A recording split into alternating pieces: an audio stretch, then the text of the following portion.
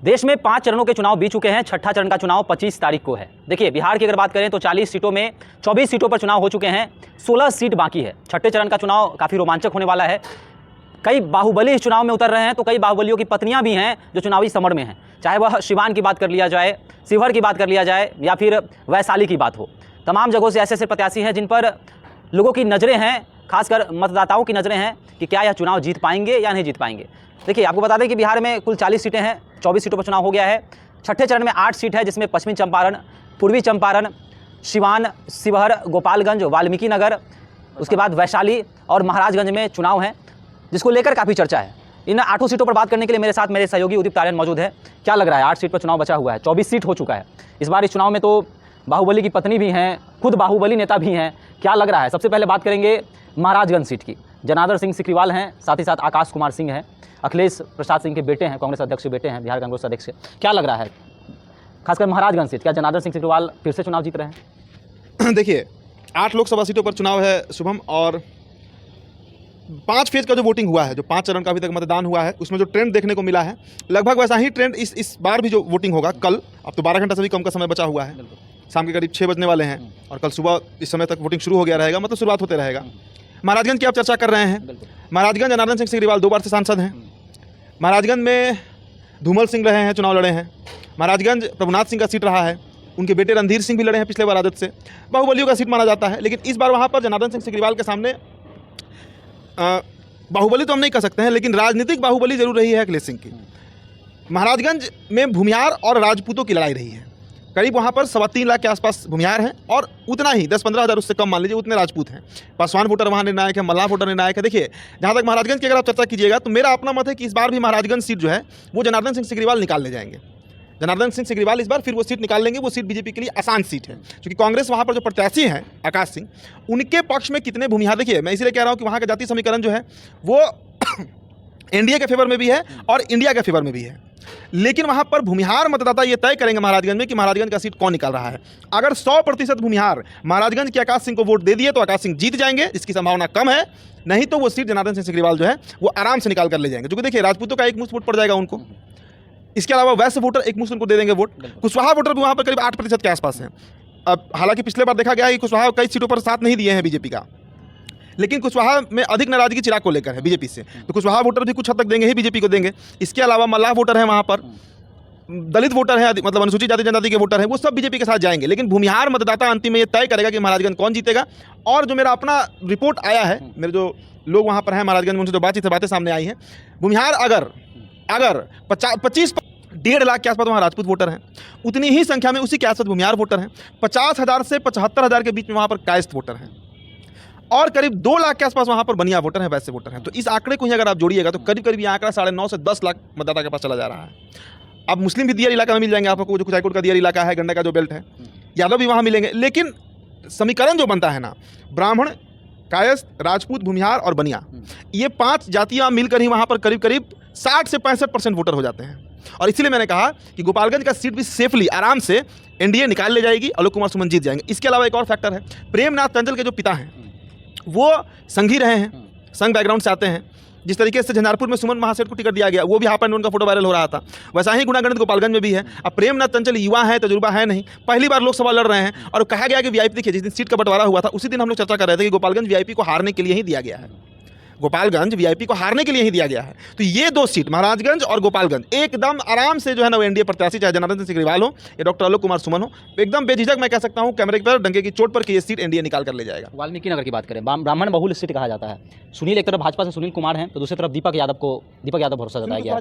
JDU से माफ कीजिएगा, जेडीयू से सुनील कुशवाहा है, तो दूसरी तरफ जो है दीपक यादव पर जो भरोसा जताया गया, आरजेडी के कैंडिडेट हैं। तो क्या लग रहा है, जदयू आरजेडी के बीच कांटे की टक्कर है और ब्राह्मण बहुल सीट कहा जाता है, क्या लग रहा है? सतीश चंद्र दुबे, बड़ा नाम ब्राह्मण का आया है उस इलाके से। देखिए, वाल्मीकि नगर इस बार आरजेडी, मेरा जो अपना अनुमान है, मेरा जो अपना रिपोर्ट वहाँ से आया है, वाल्मीकि नगर में इस बार राजद मजबूत है। दीपक यादव जो हैं हरियाणा से आए हैं, धानबल वाले व्यक्ति हैं, और वाल्मीकि नगर बदलाव चाह भी रहा है। वाल्मीकि नगर का जो अति पिछड़ा समाज है खास करके, वो बड़ा बदलाव देख रहा है। देखिए, ब्राह्मण वोटर इस बार भी देंगे, एनडीए को ही वोट देंगे, लेकिन उससे बड़ा तबका वहाँ पर अति पिछड़ा का है। और वाल्मीकि नगर में यादव वोट भी है, यादव तो एक मुश्त जाएगा, प्लस अति पिछड़ा वहाँ पर इस बार खेल करेंगे। अब देखिएगा जो पूरा राज का बेल्ट है वाल्मीकि नगर में, गंडक का जो बेल्ट है, उसके अगल बगल जितने गाँव हैं वहाँ से जो रिपोर्ट निकल कर आया है, हालांकि कल शाम तक और क्लियर हो जाएगा, जब वोटिंग हो जाएगा उसके बाद। वाल्मीकि नगर इस बार जो मेरा अपना अनुमान है, सुबह अगर आप पूछिएगा वाल्मीकि नगर में ज़्यादा मजबूत कौन है, देखिए सुनील कुशवाहा के पिता वहाँ से सांसद रहे थे, वो मजबूत नेता थे, सुनील कुशवाहा उपचुनाव में जीते, लेकिन इस बार सुनील कुशवाहा का वो इंपैक्ट नहीं है। और एक और बात समझिए, कुशवाहा वोटर अगर एक मुश्त वोट कर भी दे सुनील कुशवाहा को, तो भी वो वाल्मीकि नगर में हार और जीत का फैसला कुशवाहा वोटर नहीं करा सकता है। वहाँ पर मैं जैसा मैंने बताया, ब्राह्मण और अति पिछड़ा, ये समीकरण ही चलता है वाल्मीकि नगर में। और अति पिछड़ा में भी एक बड़ा तबका जो है, देखिए मैंने एक बार इस बात को कहा है कि 2019 का वेव नहीं है। 2019 में जो ईबीसी था, एक्सट्रीमली बैकवर्ड क्लास था, अति पिछड़ा था, वो एक मुश्त एक साथ बीजेपी के साथ खड़ा था, दूसरा एक और फैक्टर है कि कितने वोटर वाल्मीकि नगर में, देखिए इस बार ये भी देखने को मिल रहा है बिहार में कि बीजेपी का जो कैडर वोट है, जो सवर्ण वोटर है, वो जेडीयू के साथ नहीं जुड़ पा रहा है, और कई सीटों पर ये देखने को मिला है। तो ये गुणागणित भी वाल्मीकि नगर में जो है ना, वो थोड़ा सुनील कुशवाहा के लिए हार्मफुल हो सकता है। अगर ब्राह्मण वहाँ पर खुलकर नहीं वोट किया एनडीए को, तो वो सीट वैसे ही कमजोर है एनडीए के लिए, और तब वो सीट आरजेडी के खेमे में जा सकता है। पूर्वी चंपारण की बात करें, मोतिहारी, राधा मोहन सिंह है एक तरफ, राजेश कुमार, तो क्या लग रहा है, वीआईपी को टिकट दे दिया गया है मोतिहारी का, एक तरफ इतने अनुभवी कद्दावर नेता हैं जो अब शायद 8वीं बार सांसद बनने जा रहे हैं, क्या लग रहा है राधा मोहन सिंह के सामने टिक पाएंगे राजेश कुशवाहा? देखिए मोतिहारी में एक बड़ा वोटर बैंक जो है ना, बड़ा वोट बैंक जो है, वो वैसे वोटर का है, समझिएगा इस गुणागणित को। वैसे वोटर इस बार मोतिहारी में खेल करने जा रहे हैं, और वैसे वोटर इस बार पूरी तरीके से आरजेडी के साथ हैं। हम ये बात क्यों कह रहे हैं, शिवहर से रामा देवी का टिकट काटा गया, वैसे रही हैं। दूसरी बात, राधा मोहन सिंह की अदावत वैसे से बहुत रही है, चाहे ढाका का पवन जायसवाल हो, अभी देवा गुप्ता वाला प्रकरण था, रामा देवी का ही प्रकरण रहा है, और वैसे वोटर वहाँ पर निर्णायक भूमिका में है। प्लस मोतिहारी में कुशवाहा वोटर भी बड़ी संख्या में है, बहुत बड़ी संख्या में है, हार जीत का फैसला करा सकते हैं। तो सिर्फ राधा मोहन सिंह को अगर लग रहा है कि राजपूत वोट से वो जीत जाएंगे और भूमिहार के वोट से, तो ये इस बार उनका मिथ टूट जाएगा। और मुझे अपने अनुभव पर लग रहा है ये बात, और अपना जो जानकारी है मेरा, जो मोतिहारी में तो अभी आदेश पूरी वहाँ पर है, उनसे भी बातचीत हो रही है, मोतिहारी का जो ग्राउंड रिपोर्ट आ रहा है हम लोग के पास, इस बार राधा मोहन सिंह कांटे की टक्कर पर है। एक जो होता है ना हर बार के, राधा मोहन सिंह आते हैं, गॉडफादर हैं, भीष्म पितामह हैं, और क्लीन स्वीप होकर निकल जाते हैं, इस बार नहीं निकलने वाले हैं, इस बार उनका पेज फंसेगा। वैसे मतदाता मोतिहारी में जो हर बार बीजेपी के साथ रहा है, इस बार राधा मोहन सिंह के खिलाफ वोट करेगा, और इस बार राधा मोहन सिंह को राजेश कुशवाहा से हार का सामना भी करना पड़ सकता है। देखिए मोतिहारी में सभी जातियाँ आपको मिल जाएंगी। मोतिहारी लोकसभा का जब बात कीजिएगा तो वहाँ पर राजपूत भी है, भूमिहार भी है, कायस्थ का वोट भी वहाँ पर 50-60 हज़ार के आसपास है, जो बहुत कम आबादी है जिनकी। ब्राह्मण वोटर भी वहाँ आपको मिल जाएंगे, यादव वोटर भी वहाँ मिल जाएंगे आपको, कुशवाहा वोटर भी मिल जाएंगे, अनुसूचित जाति की भी अच्छी खासी संख्या है वहाँ पर, और इन सब के बीच वैसे वोटर वहाँ पर करीब 15 से 20% है मोतिहारी लोकसभा में। वो वोट इस बार खेल कर देगा। शुभम, नाराजगी है वैसे में बीजेपी को, देखिए ना शिवहर से टिकट दिया गया, ना सीतामढ़ी से टिकट दिया गया, और ना मोतिहारी से टिकट दिया गया। एक संजय जायसवाल को टिकट दिया गया क्योंकि वो 3 बार सांसद बन रहे हैं, और ऋतु जायसवाल को टिकट दिया गया है शिवहर से, जिसके चलते वैसे वोटर की गोलबंदी जो है, लामबंदी जो है ना, वो इस बार आरजेडी के साथ हो रहा है। तो बहु समीकरण बिहार का बदला है। 2019 के पैटर्न पर मत सोचिए कि पूरा वैसे वोट मिल जाएगा, पूरा अति पिछड़ा वोट मिल जाएगा, पूरा कई लोकसभाओं में यादव वोट भी मिला बीजेपी को 2019 में, इस बार नहीं मिलने जा रहा है। इसलिए ये बात अगर कोई सोच रहा है कि मोतिहारी में एक तरफा राधा मोहन सिंह है, तो ये सबसे बड़ी भूल है, ये सबसे बड़ी भूल होगी। इस बार राधा मोहन सिंह के लिए लड़ाई बहुत टफ हो गया है। अगर वैसे वोटर सही में जैसे जिस तरह का अनुमान लगाया जा रहा है, अगर नहीं गए बीजेपी के साथ, तो आप ये बात नोट कर लीजिए, इस बार बीजेपी मोतिहारी हारने जा रही है। राधा मोहन सिंह अपने जीवन के अंतिम चुनाव, उन्होंने कहा भी है, रो भी रहे थे तो टिकट उनका हुआ, कि अंतिम चुनाव राधा मोहन सिंह अपने जीवन का हार सकते हैं। पश्चिमी चंपारण, डॉक्टर संजय जायसवाल हैं और मदन मोहन तिवारी हैं, पूर्व विधायक भी रहे हैं बेतिया से। क्या लग रहा है, मनीष कश्यप भी निर्दलीय प्रत्याशी के तौर पर थे लेकिन भाजपा में शामिल हो गए, क्या लग रहा है दबदबा किसका रहेगा? कांग्रेस को टिकट मिला है, मदन मोहन तिवारी जो हैं खड़े हैं, तो क्या लग रहा है डॉक्टर संजय जायसवाल फिर से पश्चिमी चंपारण जीत रहे हैं, मनीष कश्यप के आने से फायदा पहुंच रहा है, क्या कुछ लग रहा है?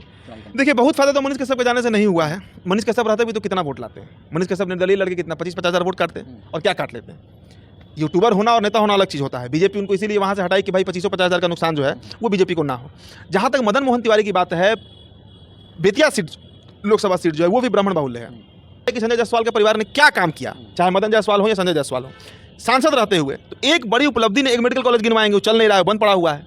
वो मेडिकल कॉलेज किसी काम का ही नहीं है। वहाँ के लोग बता रहे थे कि मेडिकल कॉलेज का एक कहते हैं मेडिकल कॉलेज हमने खुलवाया, भाई किसी काम का मेडिकल कॉलेज नहीं है।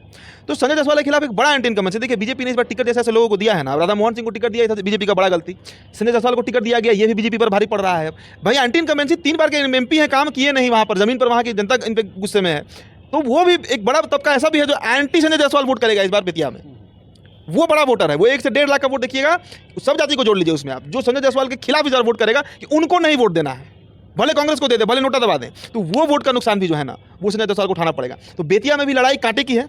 अभी हम नहीं कह सकते हैं कौन जीतेगा कौन हारेगा, लेकिन इतना आप मानकर चलिए कि वहाँ पर लड़ाई इस बार देखिए, इस बार किसी भी सीट पर लड़ाई एक तरफा नहीं है, सब सीट फंसा हुआ है। मैंने बताया ना कि जहाँ जहाँ फॉरवर्ड बैकवर्ड हो रहा है, पिछड़ा और अगड़ा का लड़ाई छिड़ जा रहा है और सब सीट पर ये देखने को मिल रहा है, वहाँ पर बीजेपी का खेल खराब हो जा रहा है। क्योंकि बीजेपी हिंदुत्व के नाम पर वोट पोलराइज की 2019 में, 2014 में सभी जातियों ने एक साथ वोट किया बीजेपी को, चाहे पिछड़ा हो, अति पिछड़ा हो, अनुसूचित जाति हो, सवर्ण हो, यादव हो, कुशवाहा हो, ब्राह्मण हो, भूमिहार हो, कोई हो। लेकिन इस बार वो सीन नहीं है। दूसरी बात, 2014 में फ्रेश चेहरा था बीजेपी का, सब संजय जायसवाल ही दूसरी बार लड़ रहे थे, 19 में तीसरी बार लड़ रहे थे, 24 में चौथा बार लड़ रहे हैं, काम है नहीं, एंटी इनकम्बेंसी है, क्षेत्र में लोग आपसे गुस्से में हैं, तो मोदी जी के नाम पर कितना बार वोट लीजिएगा। और मोदी जी का फैक्टर भी इस बार बिहार में काम नहीं कर रहा है। एक रहता कि मोदी जी का फैक्टर भी अगर काम कर रहा होता तो समझ में आता कि मोदी जी के नाम पर वोट पड़ जाएगा। इस बार तो मोदी जी भी फेल हो जा रहे हैं। जनता रोजगार पर बात कर रही है, महंगाई पर बात कर रही है, अग्निवीर पर गुस्से में है कि भाई अग्निवीर में आप 4 साल का नौकरी दे रहे हैं। युवा तबका इस बार देखिएगा बड़ा मात्रा में कांग्रेस के साथ चला जाएगा। राहुल गांधी घूम घूम कर जो वादा किए हैं वो वोट कई लोकसभा में पलट रहा है। तो वहाँ का भी आप अभी नहीं कह सकते हैं कि कौन बेतिया इस बार निकाल रहा है, लेकिन हमारे पास जो रिपोर्ट है कांटे की लड़ाई है। कल शाम तक बहुत हद तक क्लियर हो जाएगा कि क्या होगा उन 8 सीटों पर। सिवान की बात करें, साहबुद्दीन की पत्नी भी मैदान में है, हिना साहब। अवध बिहारी चौधरी पहली बार चुनाव लड़ रहे हैं राजद से, और विजय लक्ष्मी है। क्या लगेगा, कविता सिंह का टिकट भी काट दिया गया, क्या लग रहा है कि हिना साहब ने आरजेडी छोड़कर निर्दलीय तौर पर लड़ रही हैं, तो अवध बिहारी चौधरी के लिए कितना मुश्किल भरा ये सीट रहेगा? पहली बार चुनाव में है, हिना साहब जो है कितनी खतरा साबित होंगी, साथ ही साथ कविता सिंह विजय लक्ष्मी के लिए कितना खतरे का? देखिए, मेरा अपना जो अनुमान है सिवान लोकसभा सीट को लेकर, सिवान में जदयू रेस में है ही नहीं। विजय लक्ष्मी कहीं फाइट में नहीं, विजय लक्ष्मी का कहीं कुछ चर्चा भी सुने क्या सिवान में? कारण समझिए, सिवान के जो राजपूत हैं बड़ी संख्या में है, 200-2.5 लाख के आसपास सिवान में राजपूत आपको मिल जाएंगे। वो काफ़ी नाराज हैं कि इस बार उनके प्रत्याशी का टिकट काट कर एक कुशवाहा को टिकट दे दिया गया। वो किसी पार्टी से हो, चाहे जदयू से हो, चाहे बीजेपी से, मतलब नहीं है। कविता सिंह भी जदयू से थी, उनका टिकट काट कर विजय लक्ष्मी को टिकट दिया गया।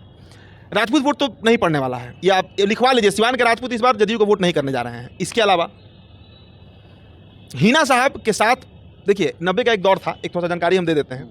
जिस समय देखिए साहबुद्दीन को नेता बनाया कौन? साहबुद्दीन कभी यादव के वोट से सिवान में नहीं जीते, याद रखिएगा। उनके खिलाफ कभी ओम प्रकाश यादव लड़े, कभी कोई यादव लड़े। सिवान में साहबुद्दीन को नेता बनाया था सवर्ण समाज, चाहे उसे आप ब्राह्मण कहिए, भूमिहार कहिए, राजपूत कहिए। ये एक मुश्त साहबुद्दीन के साथ जुड़ा रहा और वही लोग साहबुद्दीन को जितवाते थे और सवर्ण वोटर ही सिवान में हार जीत फैसला कराते हैं। अब देखिए खेल, इस बार जो समीकरण बना है, हिना साहब के साथ मुसलमान वोटर तो हैं ही, साथ में पूरा सवर्ण वोटर भी जुड़ा हुआ है। भूमिहार भी इस बार देगा हिना साहब को वोट।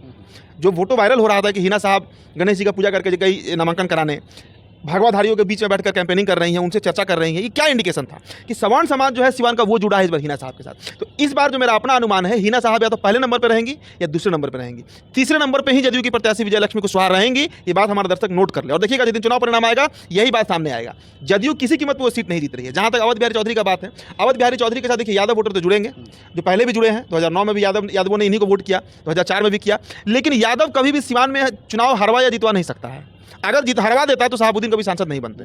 ये बात सिवान के जो हमारे दर्शक हैं वो जानते हैं, जान रहे होंगे कि साहबुद्दीन के साथ कभी यादव वोटर नहीं जुड़ा है, कुशवाहा वोटर भी नहीं जुड़ा है।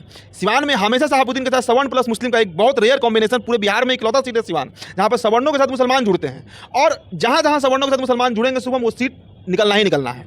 तो सिवान में भी वही समीकरण है। अवध बिहारी चौधरी दूसरे नंबर पर आ सकते हैं। पहले नंबर पर जो मेरा अपना अनुमान है, जो रिपोर्ट भी आया है सिवान से, सिवान में बड़ा सेंटीमेंट है इस बार हिना साहब को लेकर। देखिए आरजेडी ने उनके साथ जो किया, उनके परिवार को दरकिनार किया। कोविड के दौरान मोहम्मद साहबुद्दीन का जो निधन हुआ, देहांत हो गया, उसके बाद जो रवैया उनके परिवार के साथ किया गया उसका एक सेंटीमेंट है।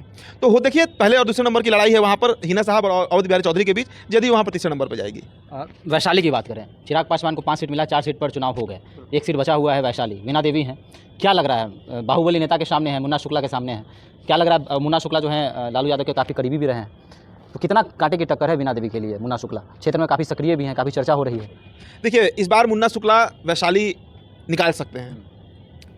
वैशाली का समीकरण कहा जाता है कि राजपूतों का सीट है, लेकिन हकीकत अगर जानिए तो वैशाली में भूमिहार राजपूत से अधिक संख्या में है। नोट कीजिएगा इस बात को। दूसरी बात, वैशाली आरजेडी या महागठबंधन इसलिए हारती थी क्योंकि भूमिहार वोट कभी उसको नहीं पड़ता था। राजपूत और भूमिहार एक मुश्त एनडीए को वोट करता था। इस बार खेल बदल गया है वहाँ पर।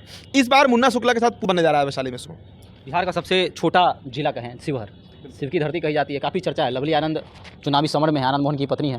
क्या लग रहा है? सामने ऋतु जायसवाल हैं, बिहार की चर्चित मुखिया। लवली आनंद के बारे में चर्चा हो रही है कि वैसे वोटर नाराज हैं, रमा देवी का टिकट काट दिया गया। क्या लग रहा है, रमा देवी का टिकट कटने से लवली आनंद को कितना खतरा है? या फिर इधर निर्दलीय प्रत्याशी के तौर पे योगी अखिलेश्वर दास भी हैं, राणा रणजीत सिंह भी हैं, तो क्या लग रहा है? 4 कोणीय 5 कोणीय मुकाबला है या फिर द्विपक्षीय? नहीं, मुकाबला तो द्विपक्षीय ही है। वहाँ पर 2 ही लोगों में मुकाबला है, ऋतु जायसवाल और लवली आनंद के बीच। लेकिन इस देखिए लवली आनंद वहाँ से चुनाव जीती भी नहीं है, लड़ी है, जीती नहीं है। 96 और 98 में आनंद मोहन जीते हैं उस चुनाव से। दलित वोट इस बार शिवहर में पूरी तरीके से महागठबंधन के साथ है। इसके अलावा मैंने कहा ना कि 4.25 लाख वैसे वोटर हैं शिवहर लोकसभा में, 4.25 लाख, और एक भी वोट इस बार बीजेपी और जेडीयू मतलब एनडीए को, जदयू प्रत्याशी लवली आनंद को नहीं मिलने जा रहा है। कारण रमा देवी का टिकट कटना है। वैसे वोटों में थोड़ा मोड़ा टूट होगा तो योगी के साथ जाएगा, योगी अखिलेश्वर के साथ, क्योंकि वो खुद तेली समाज से आते हैं। लेकिन 75% जो वैसे हैं वो एक मुश्त वोट करेंगे ऋतु जायसवाल को, एक मुश्त वोट करेंगे ऋतु जायसवाल को, जान लीजिए। राणा रणजीत सिंह की क्या चर्चा है? देखिए राणा रणजीत सिंह मुसलमान वोट थोड़ा काटेंगे ढाका उका के इलाके में, लेकिन बहुत बड़ा फैक्टर AIMIM को हम मानते नहीं है उस इलाके में। तो मेरा अपना अनुमान है कि वहाँ से ऋतु जायसवाल एकदम क्लीन स्वीप आराम से इस बार शिवहर निकाल ले जाएंगी। इसमें बहुत देखिए बहुत चर्चा का शिवहर का सीट है भी नहीं भाई, सीधा सीधा गणित समझिए। राजपूत वोटर हैं 2 लाख, 4.25 लाख के आसपास वहाँ पर ये हैं आपको वैसे वोटर, और 3 लाख के आसपास मुसलमान वोटर हैं। मुसलमान अगर टूटता भी है AIMIM के नाम पर तो कितना टूटेगा? 25-30%, 40%, लेकिन 60 से 70% मुसलमान तो आरजेडी को ही वोट करेगा। और इस बार आरजेडी वहाँ पर इसलिए जीत जाएगी क्योंकि ऋतु जायसवाल जिस जाति से आती हैं उस जाति के वहाँ पर सर्वाधिक वोटर हैं। 25 से 30% अकेले वहाँ पर वैसे वोटर हैं, और उसमें 70 से 75% वोट जाएगा ही जाएगा, तय है कि वो जाना है। मतलब करीब 3-3.25 लाख वोट एक मुश्त ऋतु जायसवाल के साथ जुड़ गया है। प्लस यादव वोट भी है वहाँ पर, पासवान, सभी जातियों को जोड़ लीजिएगा तो वो वोट पिछड़ों का और अनुसूचित जाति का भी जाएगा तो ऋतु जायसवाल के साथ ही जाएगा। तो मेरा अपना अनुमान है कि बड़ा